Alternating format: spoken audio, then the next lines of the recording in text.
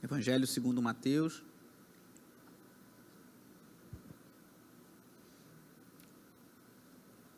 capítulo 24, dando continuidade à exposição do capítulo 24 de Mateus, que é conhecido como o Sermão Escatológico de Cristo. Mateus 24, 32 a 51, diz assim a palavra de Deus: Aprendam a lição da figueira. Quando seus ramos se renovam e suas folhas começam a brotar, vocês sabem que o verão está próximo. Assim também, quando virem todas estas coisas, saibam que ele está próximo, às portas. Eu asseguro a vocês que não passará esta geração até que todas estas coisas aconteçam. Os céus e a terra passarão, mas as minhas palavras jamais passarão. Quanto ao dia e à hora, ninguém sabe, nem os anjos dos céus, nem o Filho, senão somente o Pai. Como foi nos dias de Noé, assim também será na vinda do Filho do Homem.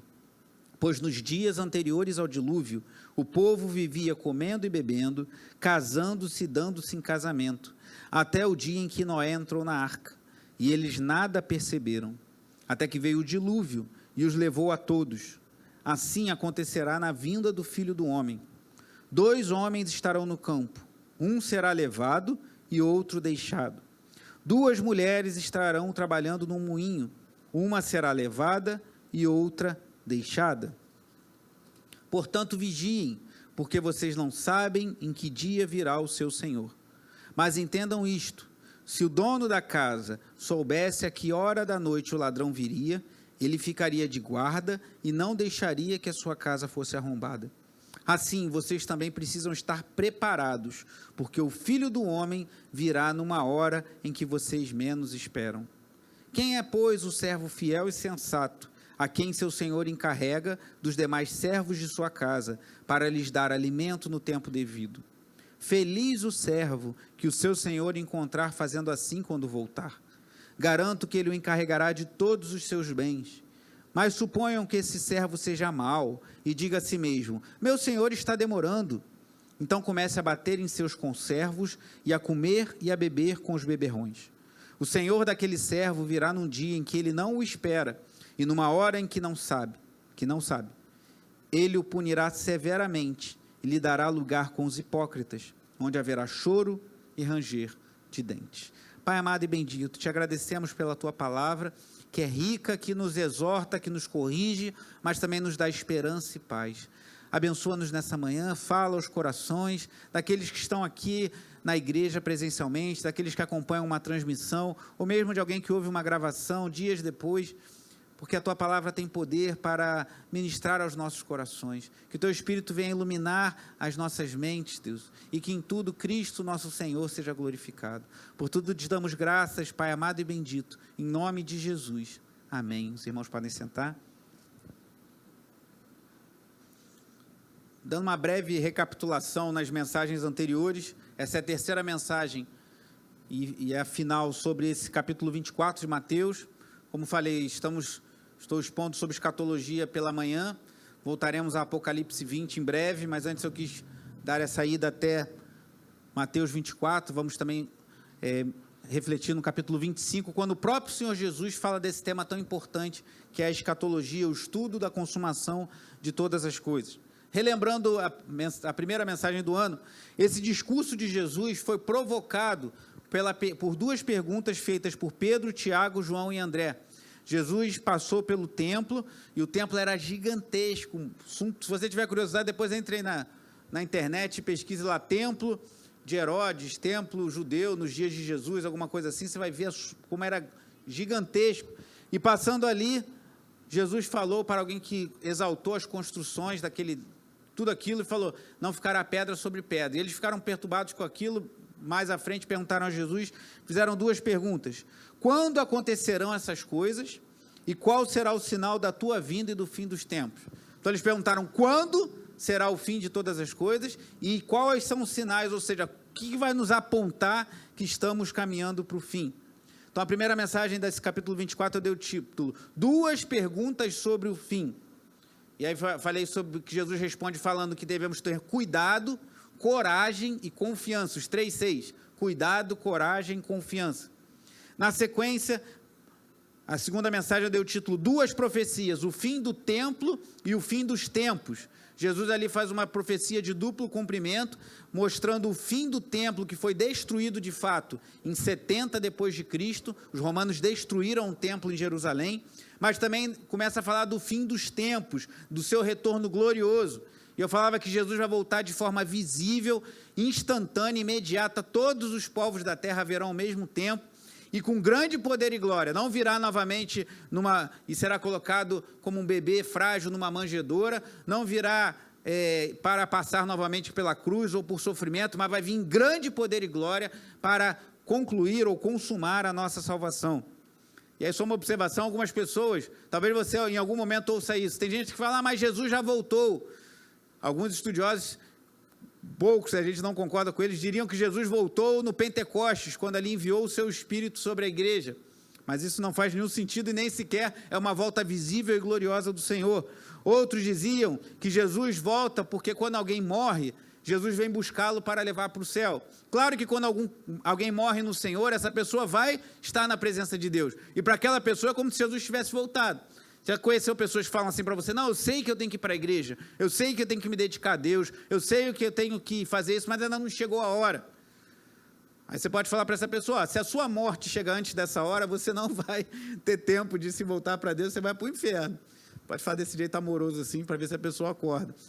Então, a hora que a pessoa morre, ela já está sujeita a juízo. Não cremos em purgatório, não cremos em juízo investigativo, uma doutrina complicada dentro de algumas doutrinas muito complicadas adventistas. Nós não cremos nisso, cremos que morreu é céu ou inferno e depois, na glorificação, estaremos todos reunidos com o Senhor em novos céus e nova terra, os salvos e os condenados passarão a eternidade em tormento. Então, não cremos nisso, embora saibamos que quando alguém morre já vai estar com o Senhor, mas isso não é a volta de Jesus. Muito menos, como os próprios adventistas no passado, os testemunhas de Jeová e outras seitas, marcaram a volta de Jesus. Não cremos que isso seja possível, não é possível marcar a volta de Jesus.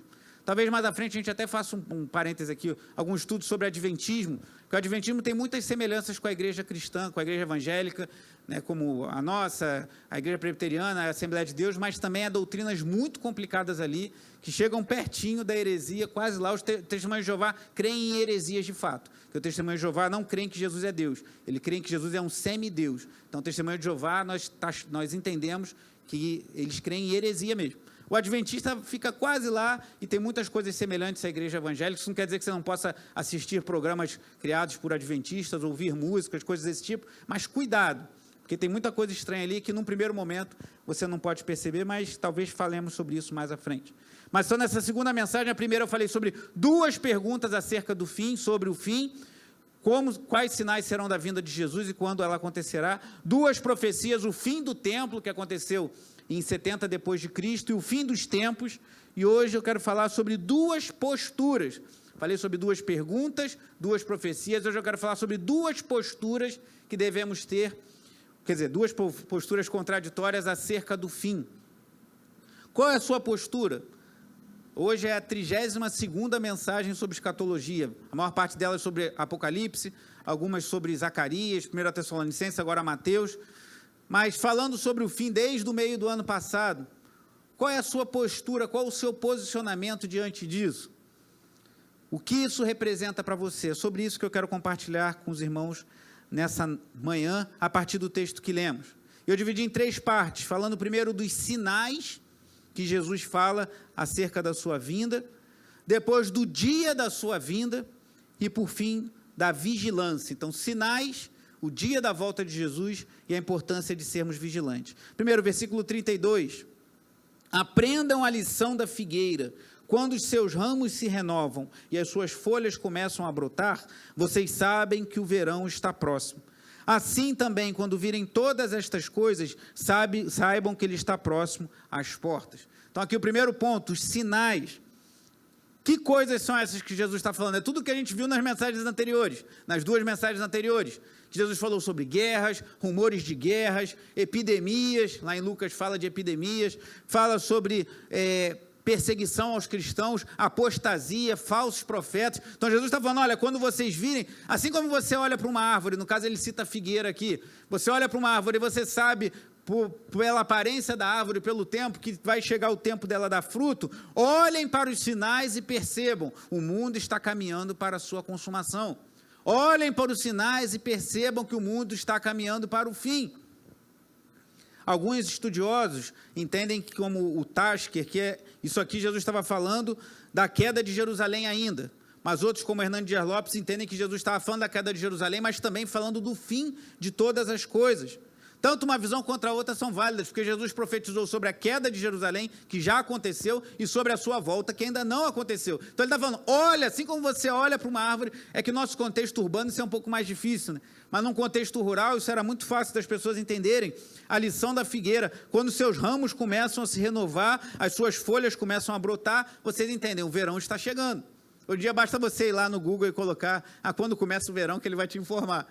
Então Jesus está falando, olha, assim como uma árvore dá sinais para nós, tudo o que está acontecendo são sinais que nos apontam que Jesus voltará, que o fim está chegando, que todos estamos caminhando para a consumação de todas as coisas. E aqui no versículo 34 ele diz assim, eu asseguro a vocês que não passará esta geração até que todas essas coisas aconteçam. Alguns entendem que aí Jesus está falando claramente sobre Jerusalém, porque a destruição de Jerusalém veio sobre aquela geração. Aproximadamente 40 anos depois, Jerusalém foi destruída. Mas outros, como o pastor John MacArthur, entendem que Jesus está falando isso, que se aplica a qualquer geração, não era preso àquela geração, mas também a geração que estará viva, próximo ao fim. Porque como vimos na mensagem anterior, haverá uma grande tribulação, como jamais houve, muita perseguição, muitas coisas ruins, nós cremos assim, cremos que a igreja não será poupada dessa grande tribulação, não será arrancada, mas passará, tanto é que Jesus fala que falsos cristos e falsos profetas se levantarão para, se possível, enganar até os eleitos, mas não vão enganar, porque os eleitos estarão na grande tribulação, mas serão preservados por Deus, então virão dias muito difíceis, uma geração vai viver isso e Jesus vai voltar. Mas aí o versículo 35 nos dá a garantia que tem que estar em nossos corações, irmãos. Os céus e a terra passarão, mas as minhas palavras jamais passarão. Então a garantia que temos é do próprio Senhor, irmãos. As minhas palavras, as suas palavras passarão. As nossas palavras, devemos zelar por elas, falar com temor a Deus, mas elas não têm o peso da palavra de Deus. Essa palavra de Cristo não passará. Tudo vai se cumprir, irmãos. Tudo vai acontecer, assim como ele profetizou que Jerusalém ia cair, caiu. Ele profetizou que ele vai voltar, ainda não voltou, mas ele vai voltar, irmãos. Essa é a nossa esperança, por isso cantamos, falamos, oramos, Maranata, a hora vem, Senhor Jesus. Ele vai voltar, essa é a nossa esperança, essa é a nossa alegria, essa é a nossa certeza, e isso está garantido, pois as suas palavras, como lemos aqui, jamais passarão. Esses sinais que Jesus falou, tem se mostrado, o século passado, o século XX, foi o século com maior perseguição a cristãos na história. Nunca cristãos foram tão perseguidos, nunca tantos cristãos foram mortos. Hoje ainda, irmãos, em 2021, há países onde você simplesmente se declarar como cristão, você é preso, você é afastado de sua família, você é morto. Recentemente o Ministério Portas Abertas compartilhou, acho que logo depois ao Natal, salvo engano, 5 cristãos lá na África, foram capturados e foram degolados, irmãos. Nesse lugar, se você afirmar que é cristão, isso pode acontecer contigo. Eles queriam intimidar os cristãos, um grupo radical islâmico pegou, levou os 5 cristãos e ainda filmaram a execução deles. Salvo engano, eles foram mortos com tiros na cabeça, irmãos. Então, filmaram e divulgaram 5 cristãos tendo as suas cabeças, não tem nem palavras, destruídas por uma arma, por serem cristãos, para intimidar outros a não se renderem ao cristianismo. Isso aconteceu nesse Natal, irmãos, no final do ano passado, e muita perseguição ainda muita apostasia, muita gente falando em nome de Deus, coisas que a palavra de Deus não ensina, muitas guerras, muitos rumores de guerra, muita incerteza no mundo, uma epidemia, que nós nunca vimos nada desse tipo, uma pandemia, embora já tenham existido outras, como falei, como a peste negra no século XIV, e a gripe espanhola em 1918, mas nós nunca tínhamos visto, essa geração nunca viu isso. Então Jesus falou, olha os sinais, o mundo está caminhando para o fim, assim como a figueira vai se renovando, isso mostra que o verão está chegando, olhe para esses sinais e entenda, o mundo está caminhando para a sua consumação, Jesus vai voltar. Então qual é a sua postura diante dos sinais? observá-los e viver uma vida alerta, esperando a volta do Senhor, ou ignorá-los? Não, isso sempre aconteceu, sempre existiu isso desde a fundação do mundo, vamos vivendo a vida. E será que Jesus vai voltar mesmo? Já passou tanto tempo. Outra pergunta, será que esses sinais nos autorizam a marcar uma data? Já que Jesus está falando que há sinais, será que alguém poderia falar, então vamos calcular os sinais? Quando tiver tantas epidemias, tantas doenças, tantas guerras, tanta apostasia, tanta perseguição, vai chegar uma hora, como muitos fizeram na história da igreja. Muita gente já marcou a volta de Jesus. E tem uns que são tão, não sei que palavra usar apropriada, para qualificar esse tipo de pessoa, que marca a volta de Jesus, fala, vai voltar no dia tal, às vezes reúne gente na história da igreja, irmãos, teve gente que vendeu os seus bens, que marcaram assim, como se marcasse, em março, dia 31 de março, Jesus vai voltar. Aí a pessoa pegou sua casa, seu carro, seus bens, vendeu tudo, distribuiu aos pobres, ficou sem nada, já que Jesus vai voltar mesmo, vou só esperar agora. Aí se reuniram num sítio, algo assim, e Jesus não voltou, e alguns desses falsos mestres, falsos profetas, falam, não, é que Jesus voltou espiritualmente, é que Jesus voltou e mudou o seu reinado, mudou alguma coisa. Nada, falácia. Será que podemos definir isso? Olha o que diz o verso 36, passando para o segundo ponto, o dia da volta de Jesus. Verso 36, quanto ao dia e a hora, olha quem sabe aí, quanto ao dia e a hora, leia bem alto, quanto ao dia e a hora, ninguém sabe, nem os anjos dos céus, nem o Filho, senão somente o Pai. O que Jesus está falando com isso? Alguns se confundem quanto a isso, mas Jesus e Deus, Pai, não são um?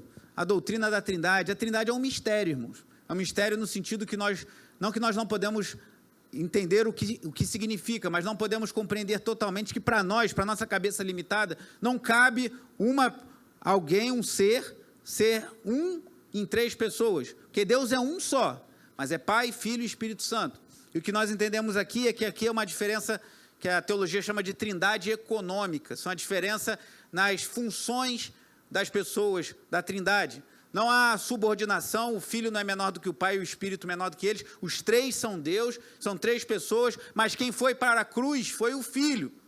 Então nós não podemos agradecer, Deus Pai, eu te agradeço porque o Senhor foi para a cruz. Não, Deus Pai não foi para a cruz. Deus Pai enviou o seu Filho para ir para a cruz. E hoje o Espírito Santo habita na sua igreja. Então quem habita entre nós hoje é o Espírito Santo. Então nós oramos ao Pai, em nome de Cristo, que morreu para nós, no poder do Espírito Santo, morreu por nós. Então, há uma diferença, irmãos. Claro que Deus não vai te fulminar se você se enganar em alguma hora e falar que o Pai foi para a cruz, ou você orar em nome do Espírito Santo, alguma coisa assim, mas corrija isso e ore corretamente. Nós oramos ao Pai, em nome do Filho, e no poder do Espírito Santo de Deus. Então, há funções diferentes. Então, aqui Jesus mostra que ele, naquele momento, há muita controvérsia, isso aqui é um assunto extenso, mas, resumindo, naquele momento, nem o Filho teria essa informação que é da competência do Pai. Mas isso aqui é um assunto que rende, mas o que nos importa para nós imediatamente é que ninguém pode marcar a volta de Jesus. Mas essa pandemia, olha as coisas acontecendo.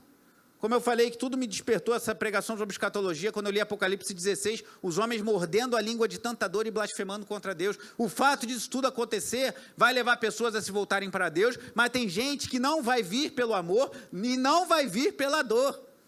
Não vai vir para Deus porque não quer Deus, não rejeita Deus, e devemos orar por pessoas para que Deus quebre o coração e crer que Deus tem poder para mudar de pessoas por quem você ora, familiares, pessoas próximas. Ore, tenha fé, mas saiba que tem gente que não vai vir pelo amor e não vai vir pela dor também, infelizmente. Então, ao dia, a hora, ninguém sabe. Se alguém se levantar para você falar, você abre lá Mateus 24, 36, você sabe mais do que Jesus? Sabe mais do que o Filho, mais do que os anjos? E aí vira as costas e vai embora e deixa ele falando sozinho. E Jesus continua assim, dando o exemplo de Noé. A história é tão conhecida, mas vá comigo lá em Gênesis capítulo 6. Você conhece a história do dilúvio.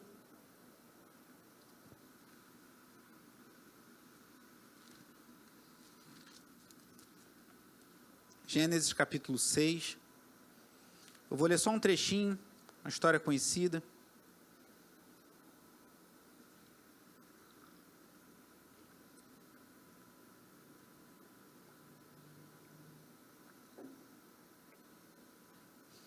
Gênesis 6, versículo 9. Esta é a história da família de Noé. Noé era homem justo, íntegro, entre o povo da sua época. Ele andava com Deus. Noé gerou 3 filhos, Sem, Cã e Jafé. Ora, a terra estava corrompida aos olhos de Deus e cheia de violência. Ao ver como a terra se corrompera, pois toda a humanidade havia corrompido a sua conduta, Deus disse a Noé: darei fim a todos os seres humanos, porque a terra encheu-se de violência por causa deles. Eu os destruirei com a terra. Você, porém, fará uma arca de madeira de cipreste. Só até aí, versículo 22. Noé fez tudo exatamente como Deus lhe tinha ordenado. Capítulo 7, versículo 1. Então o Senhor disse a Noé: entre na arca, você e toda a sua família, porque você é o único justo que encontrei nesta geração. Versículo 11. No dia em que Noé completou 600 anos, 1 mês e 17 dias, nesse mesmo dia, todas as fontes das grandes profundezas jorraram, e as comportas do céu se abriram. E a chuva caiu sobre a terra 40 dias e 40 noites.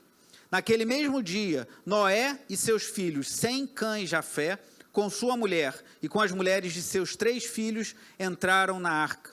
Com ele entraram todos os animais de acordo com as suas espécies, todos os animais selvagens, todos os rebanhos domésticos, todos os demais seres vivos que se movem rente ao chão e todas as criaturas que têm asas, todas as aves e todos os outros animais que voam.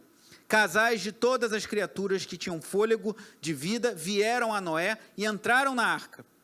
Os animais que entraram foram um macho e uma fêmea de cada ser vivo, conforme Deus ordenara a Noé. E olha o final do versículo 16, que importante. Então, o Senhor fechou a porta. Quem fechou a porta da arca não foi Noé, irmãos. Viu claramente ali em Gênesis 7,16, né? Quem fechou a porta da arca foi Deus. E aí veio a chuva e você conhece a história. Jesus agora cita a história de Noé, porque Noé pregou. Noé pregou com as suas ações ali, né? Ele construiu a arca, ele foi obediente a Deus. Ele foi o único justo em sua geração, embora Noé não fosse perfeito. Se você seguir um pouquinho no capítulo 9, você vê que Noé, com perdão da expressão, depois tomou um porre, bebeu todas e ficou bêbado e gerou um problema para sua família. Noé não era perfeito, mas era o único justo diante da sua geração. Ele foi quem ouviu a voz de Deus, quem obedeceu a Deus, construiu a arca. Uma loucura ver alguém no meio do nada construir uma grande arca, um barco enorme, e os animais vieram e Deus fechou a porta de fora para dentro e veio o dilúvio. Você conhece a história. Mas o que Jesus conecta dessa história com o que nós estamos falando aqui? Volte lá para Mateus 24, 37.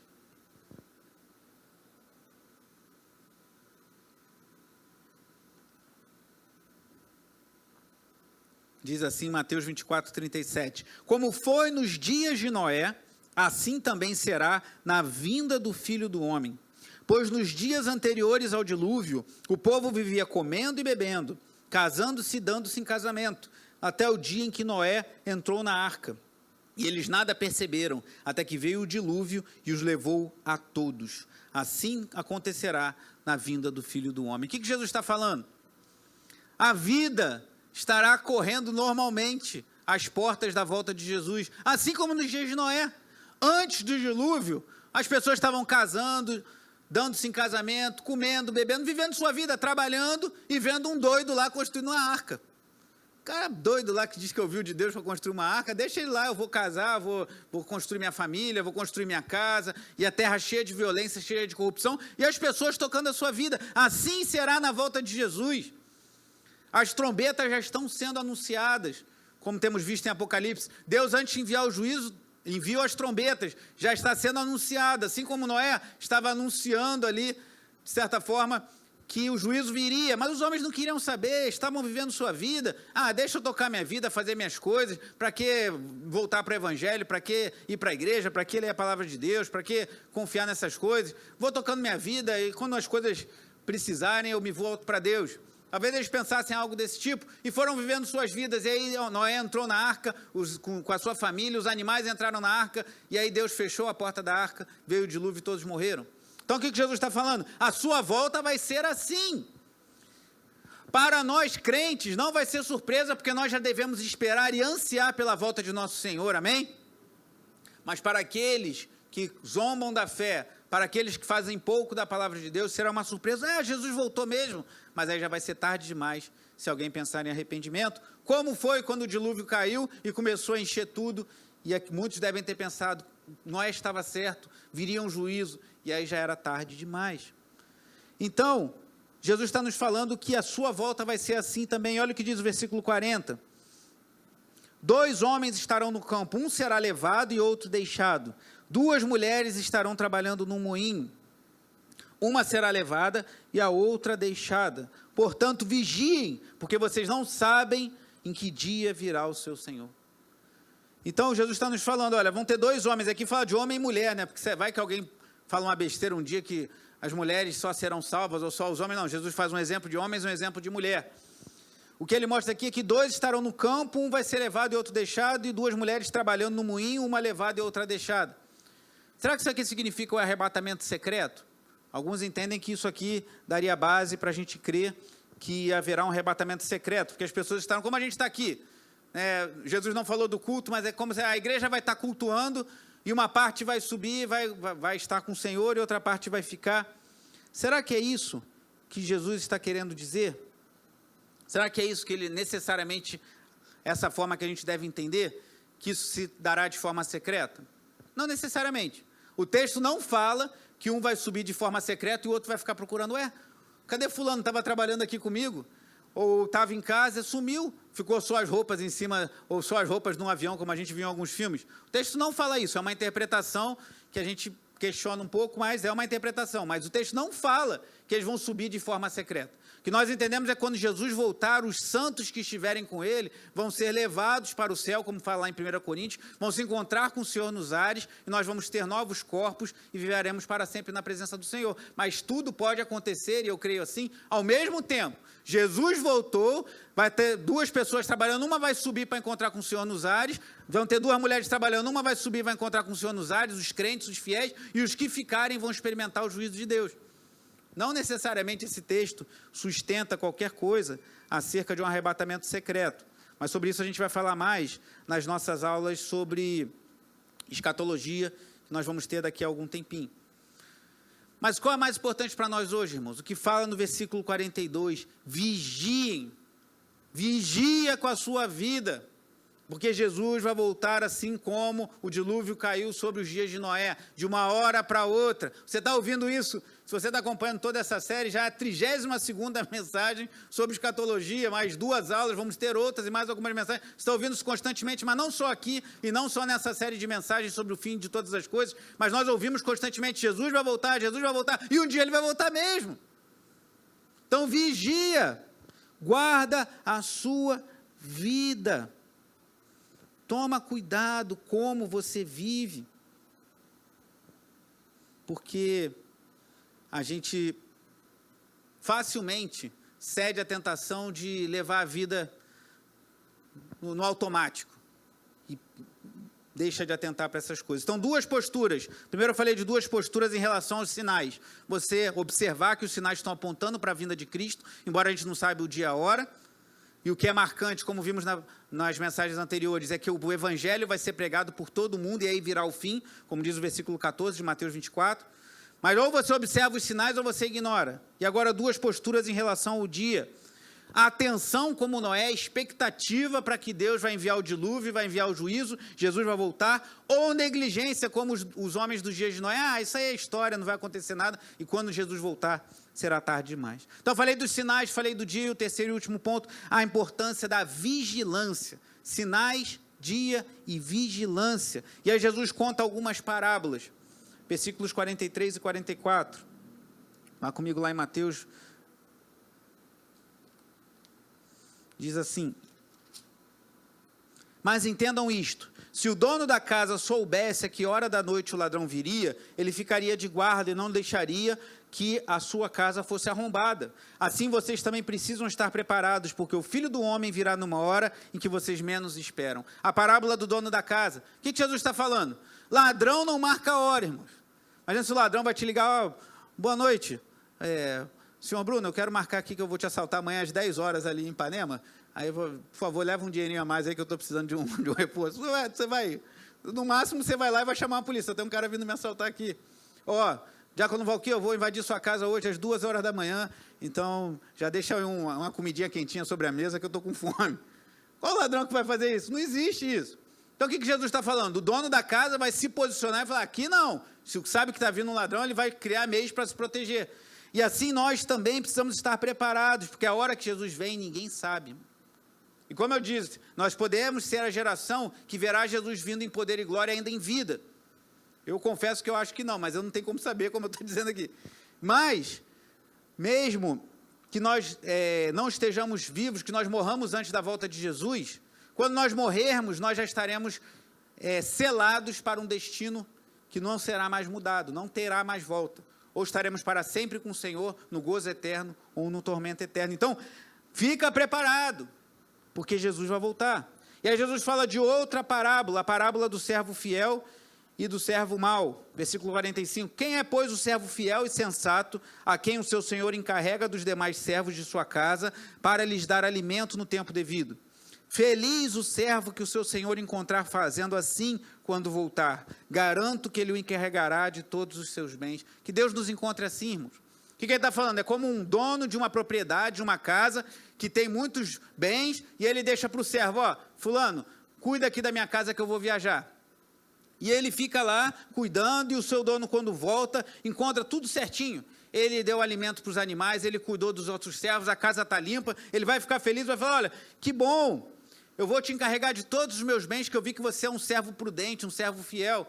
Então, o que Jesus está nos falando? Sejamos fiéis, porque por mais que demore, possa parecer demorado, Jesus vai voltar, e que ele nos encontre como esse servo fiel e sensato, vivendo para a glória de Deus, irmãos. Mas ele dá outro exemplo. Mas suponham que esse servo seja mau, e diga a si mesmo, meu senhor está demorando, então comece a bater em seus conservos, e a comer e a beber com os beberrões. O senhor daquele servo virá num dia em que ele não o espera, e numa hora em que não sabe, ele o punirá severamente e lhe dará o lugar com os hipócritas, onde haverá choro e ranger de dentes.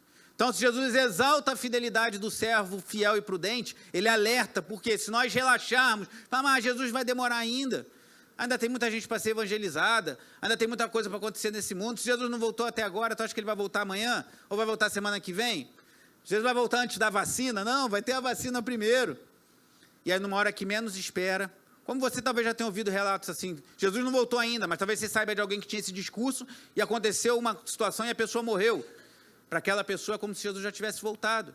Então, que sejamos alertas, irmãos, e sejamos fiéis ao nosso Deus. E guardemos isso que fala aqui no versículo 46. Feliz o servo que o Senhor encontrar fazendo assim quando voltar. Feliz seremos nós, irmãos, quando o nosso Senhor vier em grande poder e glória e nos encontrar com as nossas lutas e fraquezas e dificuldades, mas buscando ser fiéis a Ele e vivendo para a sua glória. Então, duas posturas. Você vai ser como o dono da casa, como o servo, o dono da casa prudente, que se preparou para a vinda do ladrão, né? Como ele não sabia a hora, ele está preparado. Se o ladrão decidir vir hoje, ele não vai conseguir invadir minha casa.